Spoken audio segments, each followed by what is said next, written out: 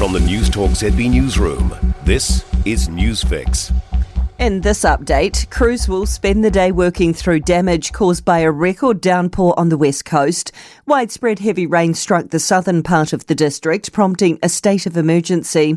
It's caused slips and flooding, isolated communities, and forced people to evacuate their homes. Emergency Management West Coast Controller Kevin Haig says the rain has now eased, turning crews' attention to recovery. Still responding to any new needs that emerge, but more focused on how do we get people back to where they want to be, how do we restore communities to full functioning.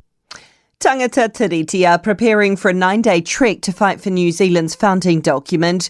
The Hikoi will march from Cape Reinga tomorrow morning, reaching Parliament by the end of the week.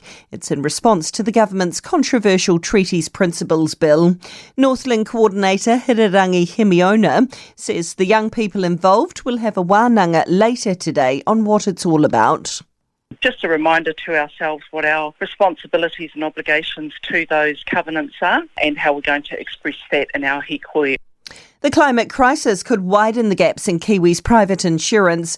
Recent modelling shown more than 440,000 residential buildings are at risk of flooding and more than 137,000 could be uninsurable by 2050.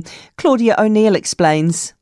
Higher risk property owners are being hit with sharper price rises as insurers lean towards a risk-based pricing method. But a new report from the Helen Clark Foundation suggests implementing a public scheme to reduce the costs of rebuilding underinsured communities in the long term. It also calls for answers around how much insurance should cost and how much is too much.